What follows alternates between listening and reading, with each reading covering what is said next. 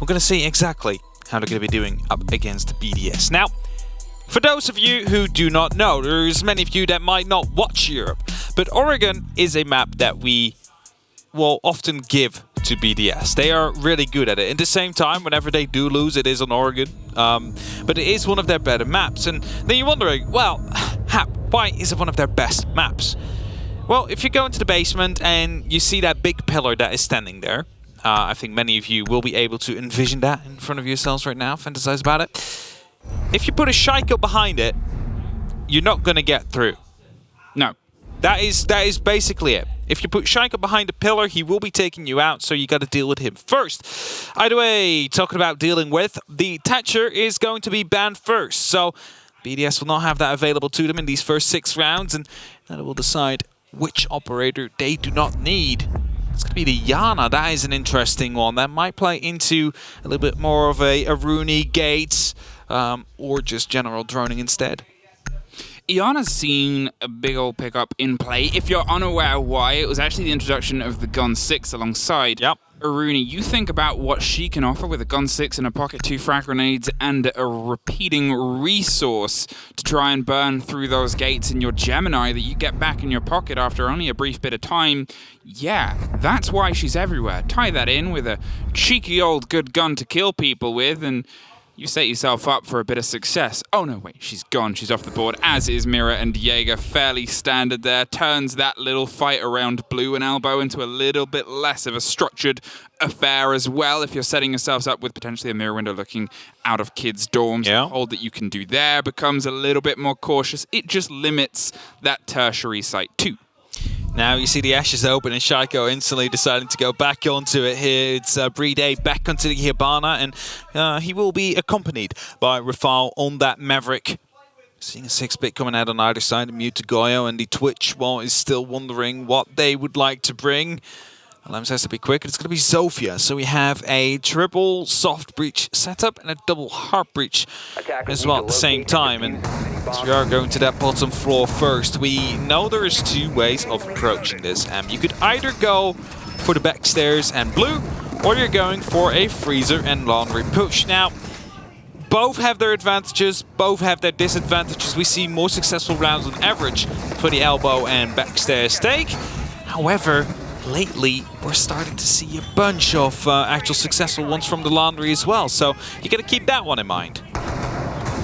Now then, we set ourselves up. Obviously, oNe is in the pocket as was played before, and as I said, the Goyo and the extensions that are offered around the playstyle of this can all work pretty fluently together, but it's a matter of seeing where BDS decide to make their ingress. If they want to try and dig themselves in on the blue corner and take over the ground from that manner, or instead go for something a little bit less seen, the old-fashioned freezer with a bit of laundry hot hatch drop combined. It is, as I said, less seen nowadays. It is one of those structurally a bit tougher to pull off based on the angles of just trying to push that final couple of feet, but that's a way to open it up. Shaiko digs his way back down towards Zulu, tries to catch a second there as he's already taken the head off the first. They slip away. Not sure if they were caught a bit late on a reinforcement or they're a bit out of position. Either way, they're gone inside the servers. There's 2 bodies trying to offer a bit of a counter and support here on the top of Freezer stairs as the blue starts to over-encompass. There's a bit of work being done inside tower as well. They're going for this dorms and attic control here as Shaiko's just going to be droned down, dropped by a shotgun, pre-fired round the corner, but it buys them the ability to get close. You have frag grenades in the pockets of Rafal, but you also have his ability to open the hatch inside server as well. They have options now to cut Alamo out of the location he's decided to stick himself in, but if rumors are to be believed in stats, well, it's not going to be the easiest job. Only has 6 shells available to him. Make that 5 now as he tries to take out the drone, but Phil, so we'll have to do a lot of it work with the SMG-11, and as they fall back now, Freezer will be forfeited, and you see a couple of them also moving around to the laundry hatch, so it seems to be that the laundry freezer push is the one that will be chosen here by BDS. Is still that shield they need to take care of. Neskin playing behind it in a little side room right there, and Shaiko tries to make that work using these S-charges, hoping to open up some of the crucial information, crucial parts of this site. They already have that entry, they have that man advantage. Let's see if they can try and build on that, because with 65 seconds left, it is BDS that is already at the front door. Now Renshiro and Rafal are stacked up on Moto Hatch. They're going for a bit of counter pressure here, but it's a Lems that tries to dig down the freezer corridor. Pre-fires towards, but they can't quite catch anybody as of yet. However, sometimes we've seen in EU, when time gets dangerous, they do this. Rafal has dropped in close on Moto. He's putting a bit of a fight in. Renshiro is the one that gets one. Lagonis swings around the corner, but there is Rafal inside and on the default plant spot at this point. They're trying to draw some attention away. They catch the man through the drone hole. Gone. Lagonis is taken out of the equation. One in blue, and he's just on the connector. Can swing round as the call comes out. KDS goes the wider, longer route, but he doesn't get very far. BDS are the ones that open up this game. Very clean first round right here, and for a long time it seemed like it was going to be a laundry freezer take, but the Lems wasn't really able to get far. Shaika wasn't really able to get in either, so the rotate came out. They went down from the back stairs, they went in from blue, they tried to put the pressure down, and after that, got some kills. They started baiting out some of the utility. That's why you saw them go down on that plant, Rafal that is, and quickly go off again, because there could just as well be a C4 flying in right here. This kill, beautiful by the way. Rafal through the drone hole, spotted out the little bit of a pixel changing color every now and then, and well, with that we find ourselves a 1-0 for BDS on Oregon. As we go to kitchen dining next, the smoke will be 6 picked out, and Echo will make its entry here. Will have to be used, and we've seen it in the previous game. BDS, when they were playing in the kitchen on that was Cafe, their whole setup was located around the one yokai drone in the middle of the side. That was the one play that they had to try and counter it off. Shaika was taken out of the equation due to being pressured and due to smoke canisters, but the yokai was still there, and that is why you need to deal with these utility pieces. And that's why you 6-pick it in the first time you choose it, because you then don't give the opportunity to the opposing team to bring out that IQ and try to go for the counterplay.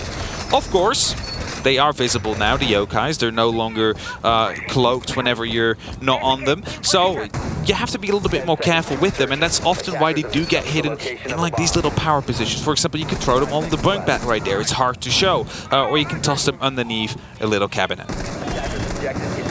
Well, Team 1, you've had a bit of a rude awakening in the name of Shaiko being in and putting a body down inside the opening 20 seconds, but you've set yourself up as a team that is quick to rotate. It's always worth mentioning and knowing that this hasn't been a roster for a huge amount of time. They came together around February, March time, obviously, with a bit of a shuffle that happened in the rosters in LATAM, and my word, have they grown in strength to be able to kind of put up a big fight here and start putting numbers down, and obviously led by some of the most impressive young gunners in any region around. So Shaiko is here to kind of remind them, well, hey, I'm Shaiko. Hey, I'm here. You've probably heard of me.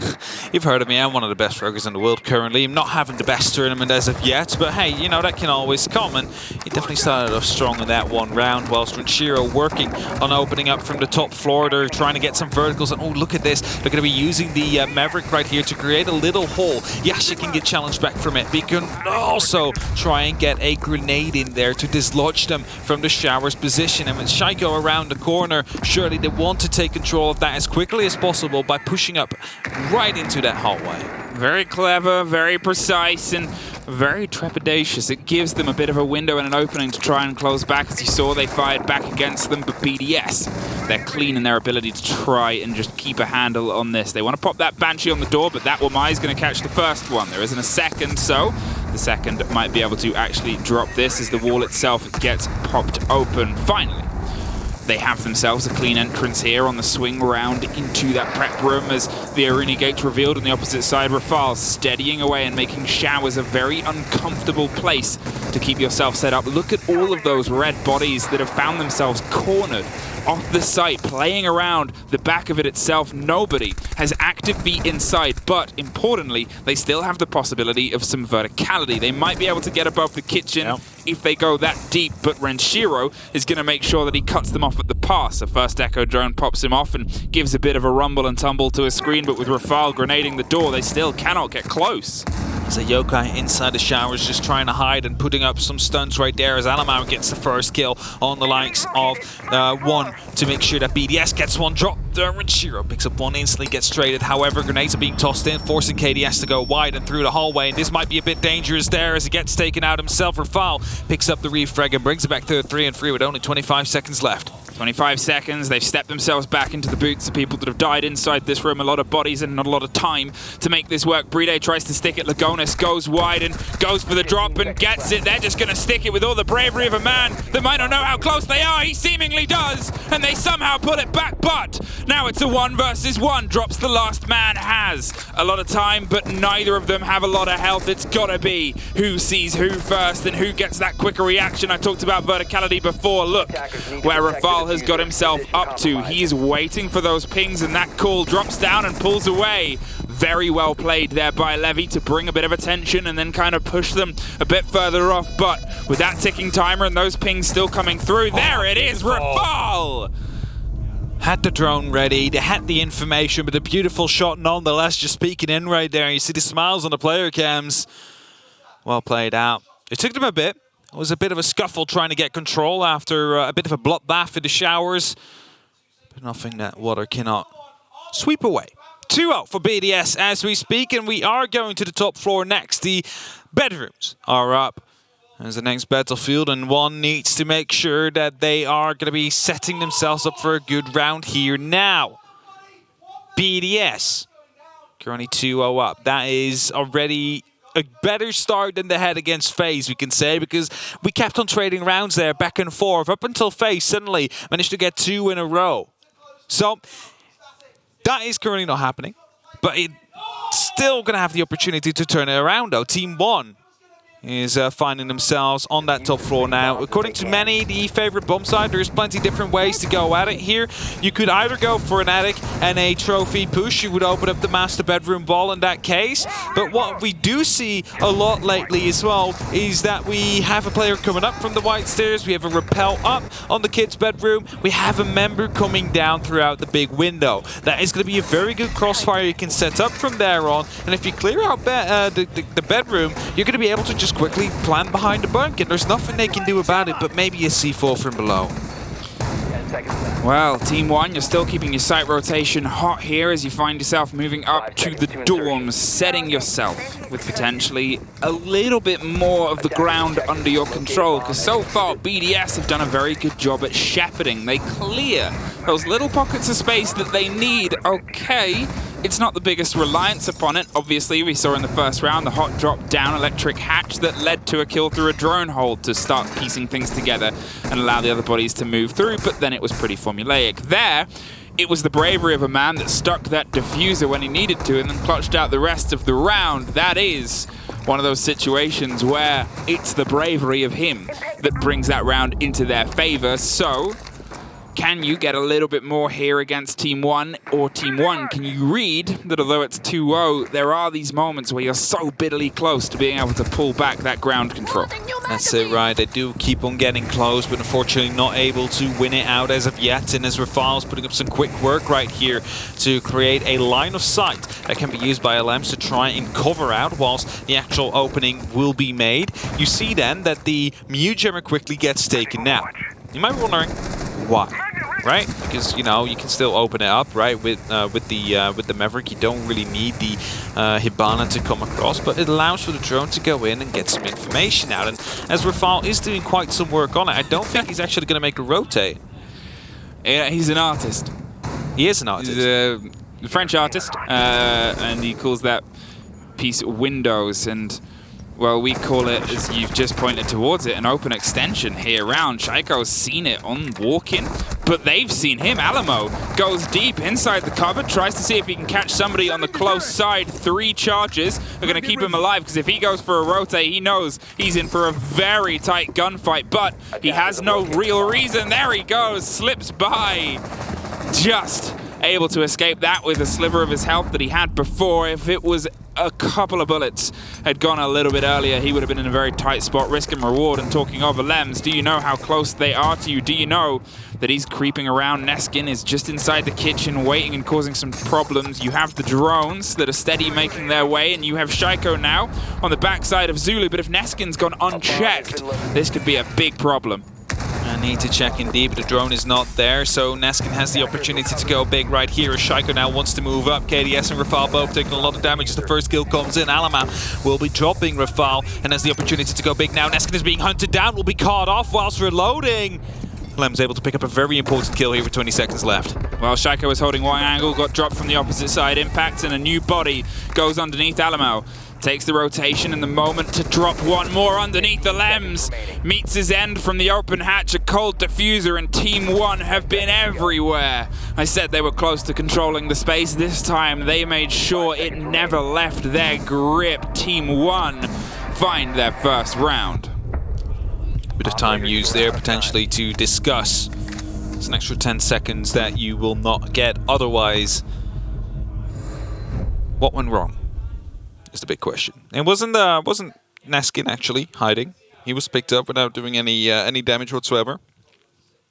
I think a bit of unlucky timing from Shaiko as he watched away from the bedroom door. Suddenly someone peeked him there. It's unfortunate. You're not going to make that flick happen. Got taken out as a result right there, and Team 1 managing to pick up their first round, bringing it back a little bit against Team BDS. They still need to equalize the score here, and Laundry Supply will be the side they choose to go. Continuing to follow their rotation pattern so far, even though only one of those rounds were won. They don't seem to care. Just continue. Follow the rotation. Stay in the flow. That is what they need to do.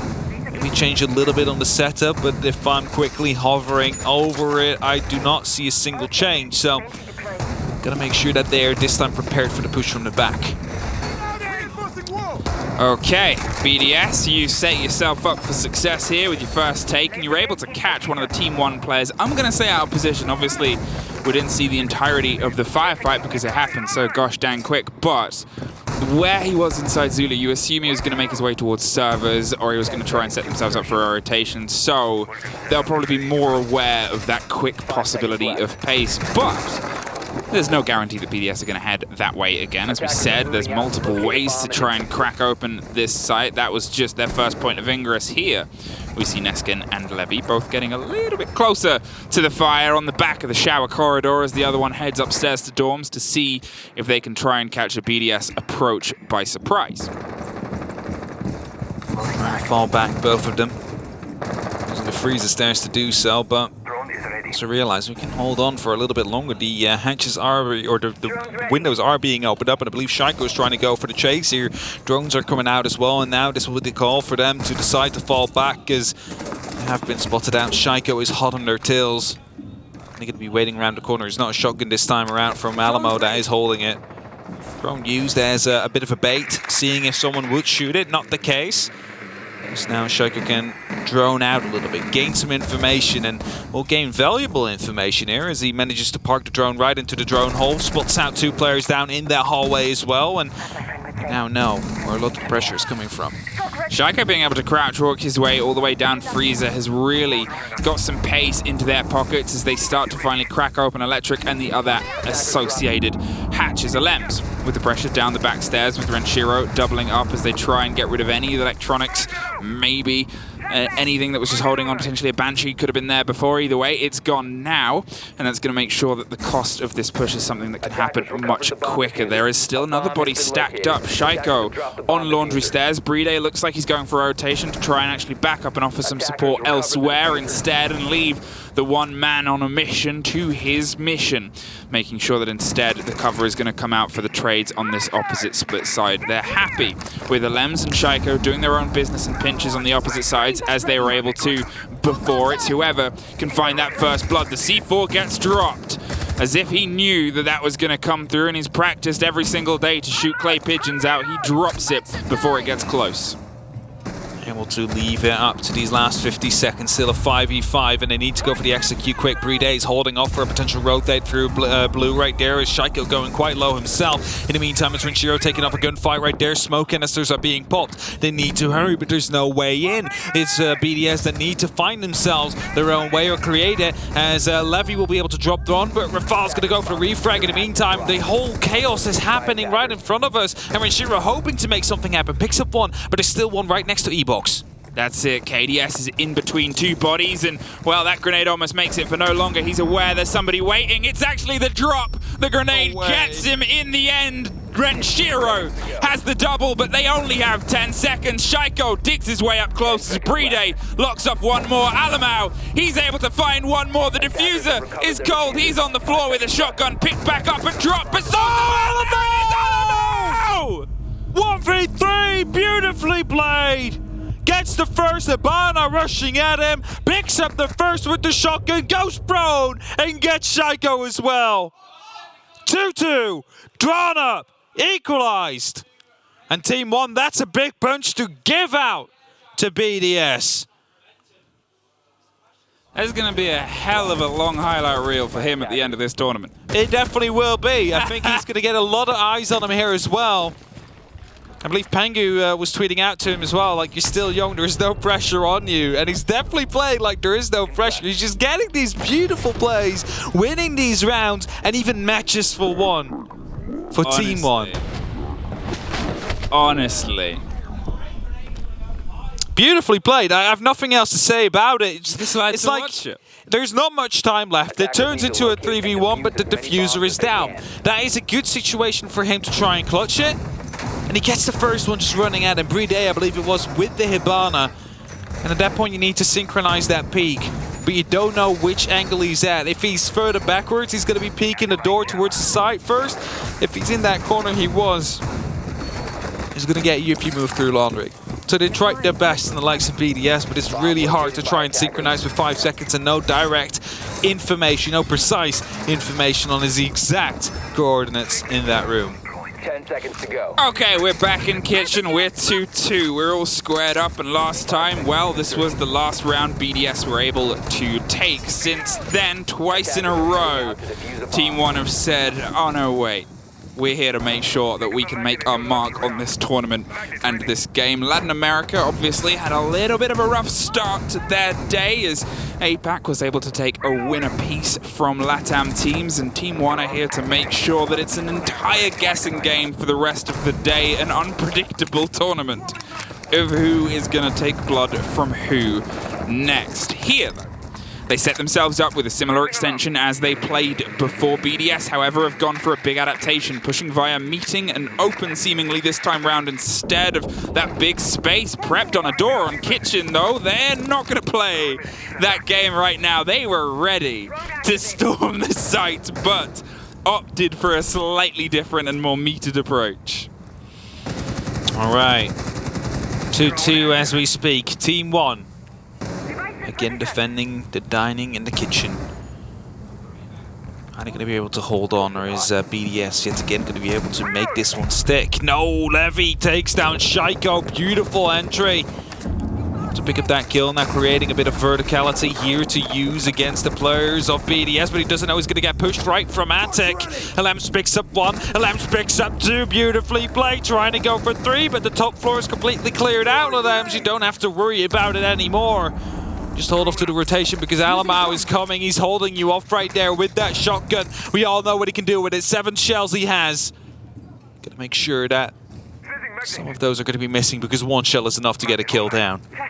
Flashbang's coming in. Alamau forced off, and that means they have the opportunity to push through, but a C4. Getting huge, actually dealing damage to himself rather than a BDS player.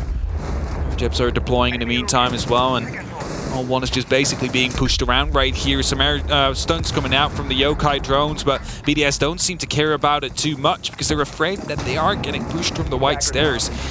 That doesn't help. That does not help, no, but that does. Renshiro drops KDS as everybody starts to scream into each other from the opposite side. 1 down white stairs, 1 added to the tally there as Alamau battles back. There it is. Suddenly everything is back into a favor of a clutch here for a man who's digging his way down Zulu corridor. It's held from the opposite side. There's 30 seconds and Renshiro's above. He makes sure the execution is faster. They kept him at arm's length this time, and a bit of a smile and relief there on the French faces as they find themselves back in the lead. Look at Lowe's, he's like, oh, look at that shot. That's so nice, so hot. And a nice shots coming out from Alamo as well. Kid Storms, next side we go. BDS again in the lead. Lost 2 in a row to Team 1. Torch ready.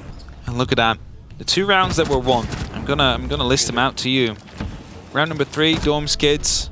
Was the opening kill from Alamo onto Rafal. Managed to pick up a 3K in that round. Round number 4 was a 4K for Alamo with a 1v3 clutch on the end right there. So as soon as he goes big, that round is going to Team 1. And Lamb's, of course, with his triple kill himself in round number 5. And BDS picked that one up. Attackers need to locate and defuse And bombs. now we're going to the final round of this half. Is it going to be BDS that will be getting this one with a 4-2? Or is it going to be Team 1 that is going to get it equalized? I mean, the kid's electric. There's no two ways about it. You came into this tournament and you're doing prep about all these teams, obviously. All the casters here have represented their own regions and possibly 2 as an extension. And you try your best to deep dive into all of the teams that you otherwise don't get the pleasure of watching week in, week out. You come to your book about Team 1 and you're told a few things.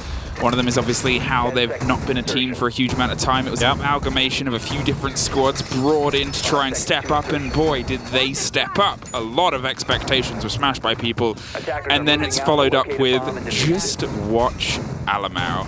It's not that the others aren't great, because they obviously are. They're putting up a hell of a fight on the biggest stage in the world, but my word, I opened this with that kid is electric, and I think he's super powered with some of these plays he's been able to drop on the opponents. The man is 9-on-3 right now, leading the charge, the top fragger of the game so far, and just quickly get himself set up better. Going on the drones, the support player he is. It's weird to say, the support player is consistently top fragging for the team.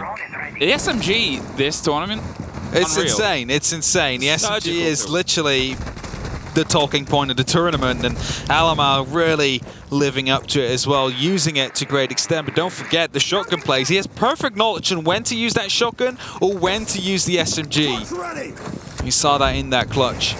Beautifully played as Rafal quickly creating an opening, but KDS, he's ready. He's looking like it. He's like, can I maybe get a kill? Is this for me? Yeah, different bit of art here. As we said, he opened windows before. Now it's a door, and they're going to try and actually double down. They have the cover over the shoulder. If the first fight goes wrong, they have a little bit more to offer. But Shaiko, he's determined to take over trophy. Digs himself all the way across, sets a claimer on the rotation to allow, I guess, some of the pressure to come in across. Concerned of the opening. A C4 potentially could drop and pop over the top, but it's the grenade that actually pops off first. Levy's gone. And a little bit of an angle is going to follow up suit as they steadily extend it 2 at a time. Seems to be the Brede method, but look at Neskin underneath as well. He's in a position to hold himself very far. He's going for a huge rotation up the tower stairs here around the back. If this goes unchecked and unaware, that could be a bit of a big blow, because one loose thread can entirely pull apart the sweater. Definitely is. However, keep in mind, there's no one playing around the attic anymore, so it's basically given away for free. As Shaiko quickly had to dodge his flashbang from the teammate right there, and as BDS is setting themselves up, it looks like they want to go for that master bedroom plant. It looks like Brede now maybe running in soon, right behind the pool table. I'm not quite sure. There's literally players everywhere. He's still busy opening it up. Why didn't you just use 3? Why didn't you just use the 6 Kairos twice? All right, there we go. This should finally be walkable. How many did he use? Let's see. He has about 4 left, so 14 used on that wall. A lot of time wasted as well. 30 seconds left and smoke canisters being popped everywhere. Alamo dips himself closer, pops the first onto trophies. You see the proxies are popping off, but with 20 seconds, no canisters left. He goes gun, gets one, goes for the second, can't quite pull out the shotty in time. Brede still making work and angles of the holes that they need to get in, but he's the man holding the diffuser, so someone else is going to have to hold those slips by. Gets himself into the default spot as Renshiro locks himself for a double. The C4 could have taken the round, but the flawless is instead the response. BDS didn't have much time to pull off the execute, so they made sure every shot counted. That's the thing. They left it till late, and a single C4 could have been the losing part of that round. And it's not like we haven't seen it before, because if you remember that Coastline game where it was a 1v3 situation, you saw the Malusi through the mirror window just tossing out the C4, just clicked the Nokia, and at that point got shot. But the diffuser already got dropped in that case, and the round was won. Not happening this time, though. BDS making their shots count, able to win their gunfights, and now leading in a 4v2 situation. They've already dispatched FaZe earlier on with an 8-7. That was an absolute screamer of a match. And now Team One trying to fight back for Latam, but Attackers need to locate able and defuse to take the bombs. lead. Yeah, it's a 4-2 is currently where we're on. And the question is going to be, are they going to hold on to that? Are they going to extend on that? Or are they going to be able to bring it back on the likes of Team One? Well, now then, as we find ourselves having a bit of an extension and a bit of a moment, the BDS change-up is coming through as they head onto their defense. The lovely round breakdown there. The 2 for 2 separated by the double in the middle that was led, and I guess we'll see how this evolves into a Team One attack. It's the pressure that can be applied here on a BDS hold. It's how well they're able to read in and react. We saw some great play just in the previous game of the Latin American team in FaZe being able to read some holds, play some creative ideas, and then unfortunately get a little bit stuck in the repetition of it. Can they read BDS to the same degree, though, and try and find a little bit more success? Question we would like to see answered. Some guesses on the defense now. Shaika will be taking care of some drones, and he's on that row.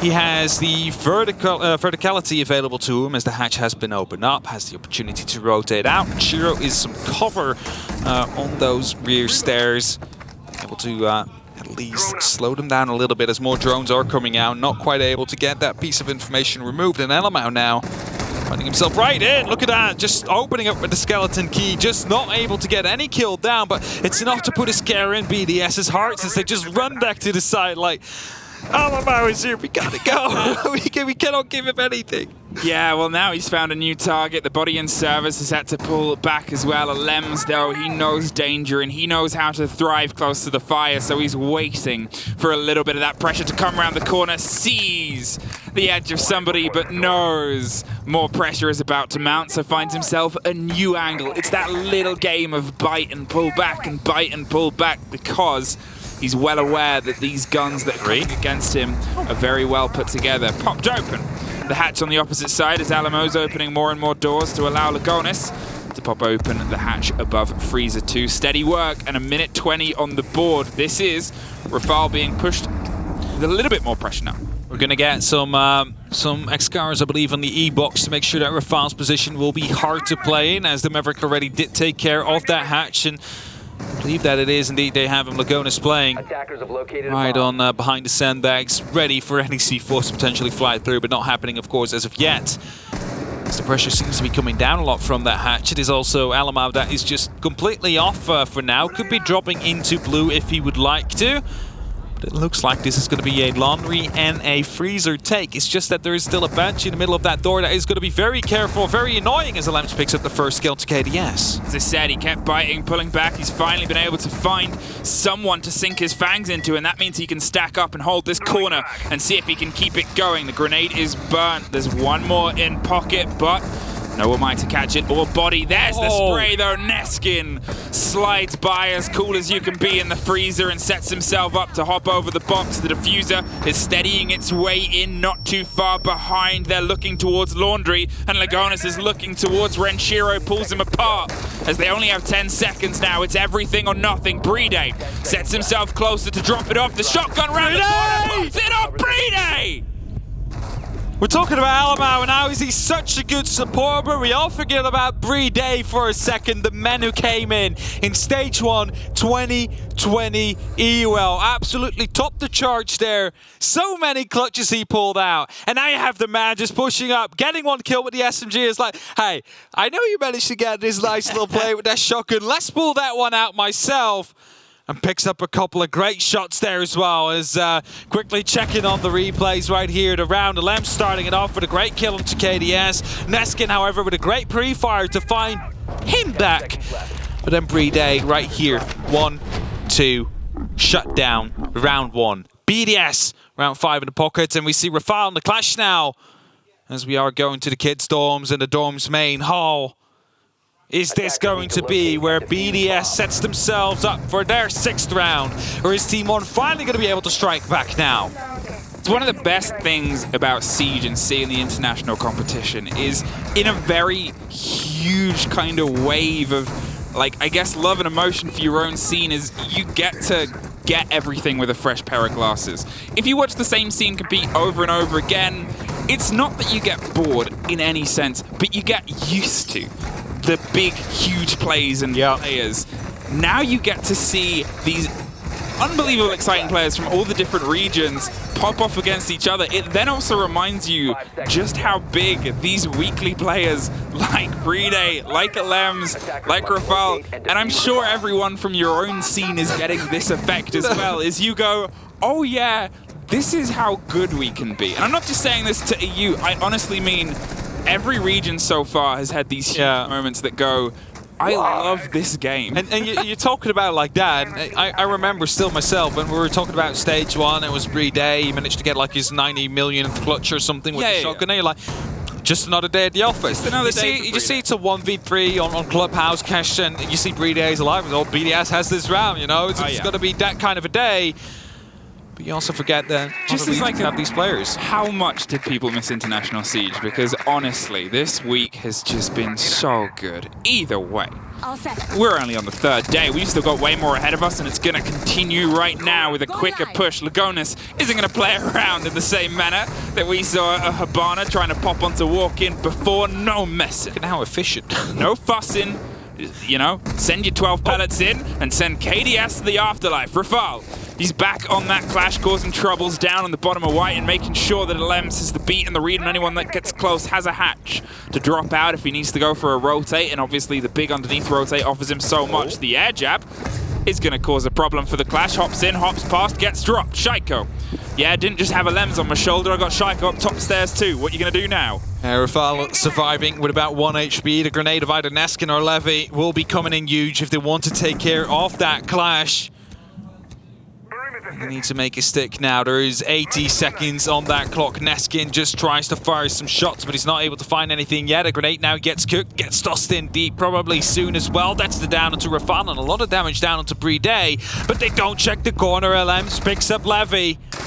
Does it do a 2-on-5 situation as Rafal just got recover right there? It's only up to Lagonis now. He's the last man standing for the likes of Team 1. And is he going to be able to make a stick? There's 60 seconds. There's plenty of time. It's just 5 members of BDS up against you. No pressure.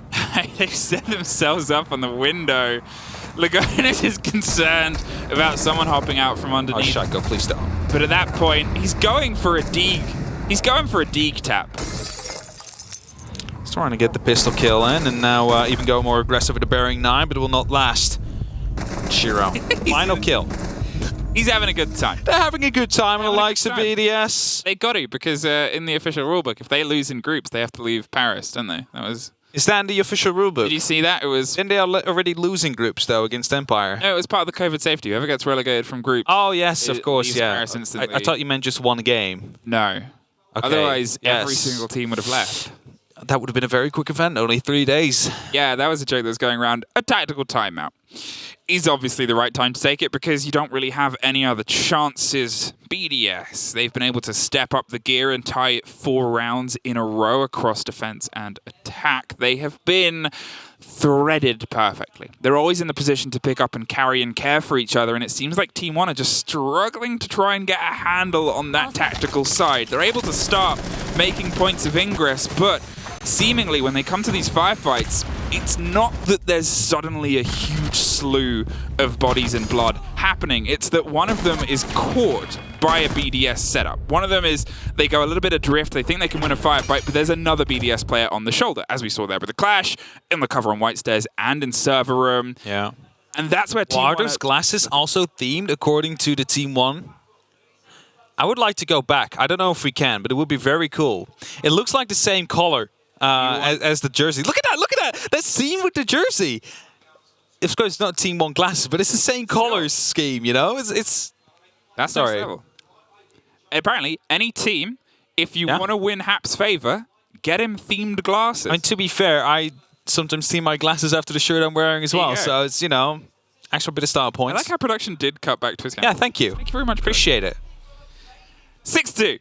We find ourselves back in. BDS have been able to set themselves up on the mantle and the precipice of we are one of the tournament favorites, and this is our time to take this. Team 1 have put up a good fight over the rounds that they are able to pull together, but as I was just saying, it seems like on their attacks, they're a little bit too loose, a little bit too wailing. Yeah. They need to try and coordinate themselves just a little bit, set up for a trade here and there, and maybe try and minimize that width that they're going for, at least in the initial kind of minute and a half of the round. Also, BDS seems to be able to pretty well shut down Neskin and KDS at this point. They haven't had too big of an impact yet, and well, Alamau on his attack also not really allowed to roam freely, do what he did throughout the rest of the group stages. His defense is really where he shined this match. Fortunately for the Team 1 fans, not really having the biggest of impacts yet during the attack, but it shouldn't all be on him. He already did a lot. He already won them a round or two. Actually, 2 rounds, yeah. Well, holding meeting for the first time today, with obviously Kitchen being the opposite and alternate angle, the oNes. Across T3 and T2, give Renshiro a little bit more safety alongside his Wamai. He is trying to stay alive up here for as long as possible, draw some attention and as much utility burn as possible. Attic has to sort of stay in his favor. He accidentally just dropped his oNe. A little bit of a mistake, but it's Renshiro. He's 10-4. You can forgive it.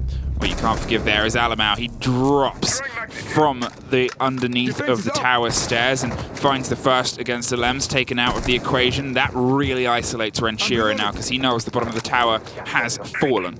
Are they putting out more pressure though? It seems like they're just completely rotating around. Look at that, KDS, Lagonas and Neskin all being careful of the window potentially being popped open. Now heading towards the small tower. We are, of course, in kitchen and meeting. So if you do get control of dining, you have the opportunity to get yourself inside the kitchen. That's how it goes. There's a door in there, so you can just walk through. You don't necessarily have to deal with the tower. You can just make sure that you have security. You can go for a safe plant in that case and make sure that the round goes your way. But Shaika goes for a drop. Does he know? He does know. Look at that. Goes for the knife just for the extra BM points onto Alamau. And that is going to be making it back into a 4-on-4 situation whilst he tries to refine himself away and route back up to security. That's a bit of a blow, a bit of a loss there, and as they try and reset themselves up here for the push, they obviously re-evaluated and got that first body, but this puts them yet again level pegging. Bride is the one locking off onside the wall inside kitchen. You can see some red bodies rotating over the top of dorms as well. They want to try and take that vertical fight too. It's a very important part of this, especially if you're going for the kitchen take plant instead of taking over stage and trying to push the backside of meeting from tower. They seemingly went with plan B instead. Shaika still has an impact available to him, so for those who might be wondering why the door hasn't been opened up yet by him, he might be waiting until the pressure is actually down inside of security. He can just impact and run through rather than having to punch it, so he is a bit more of a surprise factor. So keep that in mind as he is prone, trying to look underneath. In the meantime, Neskin and KDS moving up on the white stairs, hoping to clear the top floor. First one fails, Renshiro picks up that initial kill, gets refragged though. Neskin ready to strike. 30 seconds left, they need to go for a plant, and we still have Shaigo hiding at the bottom of white stairs and freezer. He is nowhere else he needs to be, but they need to try and get that diffuser into a room that they've otherwise not been able to breach any of. Server pops its way open with a grenade. He slips past, but as you said, Shaiko's there waiting. Oh, Shaiko, what are you doing? Neskin somehow pulls out the biggest kill he needs to. It's a 3 versus 1 as they try and stick it. Rafal's above, drops one, goes and looks for the second with the C4. There it is. He hits the body of a dead man. He can't quite find the angle, and they're going to find themselves in a post-plant 40 seconds. Plenty of time for Rafal to go for a rotate and decides to find his way over to the meeting hatch, but Lagonas is already waiting there, and what a kill on Shaiko that was. Shaiko to completely whiff there. Have to give it up to that one. The kill that came through on him, he threw it, but he thought he was further down the hallway, didn't expect him to be that close to the door, completely missed every single shot. That resulted into the round loss right there. If he was going to be able to pick up that kill, that would have been huge for the likes and for the team of BDS. Here you have it, he just didn't expect him there. He didn't expect Neskin to be in there, but the sound was enough for him to turn around and get the kill. And the plant goes down. And 45 seconds are on the clock, and then you know it. I'm in a 1v2 and I need to drop a hatch. There's about a 5% chance that you're going to be able to get away from that one alive. 6-3. 3 more rounds. They've got to try and thread together to see if they can pull themselves into OT and try and pull something back. But after taking a tactical time out and getting the next win, that's the biggest sign of success. However, that was the tertiary site. That was the one that should technically be BDS's weakest of their 3, and you find yourselves back at their primary, the first one they brought you to, and the first one they were able to lock it off and lock themselves up with some success. But if we throw our minds back to how it went, it was a big clutch with a close shotgun and not a huge amount of time left. Yes. Team 1 do have something that they can build on. There is something they can build on indeed. Of course, it wasn't the amount of clutch that Alamau had, but it was the last couple of seconds they had. They needed to push in. While you find BDS at that point with an M59, you're not going to be able to push through. You need to deal with that player earlier on. And as they do bring the line now, have the Gun 6 available to them as well. It's currently out of hand. I'm not sure if that's to move quicker or to go for a push. Or it was to move quicker, have that extra bit of movement speed. Because we saw before, Chalet it was opening up the trench door, pushing through like that. I believe it was, yeah. Otherwise it would have been Consulate on the back door. So, you know, it can go for a rush, but it was just on the movement speed in this case. Renshira's waiting at, well, I was going to say the top of the tower stairs. That's obviously not what I mean. It's a very tall tower. The top of the bottom of tower stairs. Looking towards the T1 doors to see if anybody decides to swing their way in. The first EU1D rumbles in the sky, and Alamau is the one that's trying to find that fight with Renshiro. Droned ahead by Lagonis. They're looking to put quick pace here. And instead of going for the laundry and the blue take that they did, or the freezer take that they did before, they're instead focusing onto blue instead. And again, putting these quick bursts of pressure. You can hear the drones working over. You can see themselves setting up, and now Alamau's going to hold this and allow the rest of his players to start doing some work on the other hatches, electric, and potentially elbow itself. Alamau holding off. Levy in the meantime opening up that hatch. Very careful about it. Needs to make sure that no C4 will be coming up. You have 2 of them on the side of BDS, from Chiro and LMs. Both have one available. There's Shaco putting up some of these magnets.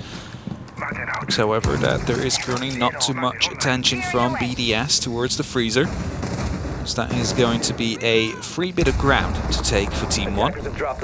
Pretty sure they'll do so happily.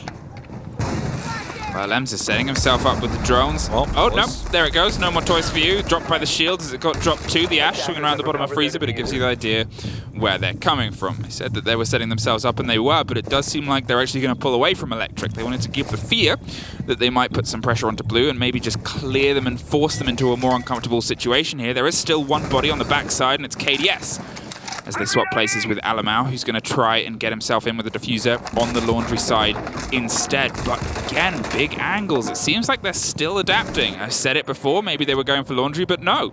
They've pulled back over to the electric hatch side now, with Alamau is going to dig his way in. There's now a bit of a swap and a burn of pressure here as the grenades start to roll their way down into the E-box itself. Rafal is round on the close corner, spraying towards the barrel's door as there's one more blue body to back him up on the swing. Everything starts to pop with Renshiro and Shaiko either side. Might not know of KDS, who's holding the angle on barrels. There goes Levy, and there goes Levy, and there goes Alems too. But the spray comes back blue as they find themselves under the EU1D. It's all over the shop and all over the map. Suddenly, everything has flipped over. 2 blue bodies inside blue, and the other 2 have found their way to the laundry side. But with only 15 seconds, Alamau has to look at the floor for 7 seconds. Lagonis makes it a little bit easier as they drop one more, and under the cover of the rumble, they get themselves a plant off. Renshiro gives his location away, but now it's another post-plant situation. Nose one's in freezer's going to try and take that fight first, gives the game away, sees him for a second, but baits and plays and pulls away, wants a little bit of pressure to come through, couldn't quite get away from that flash,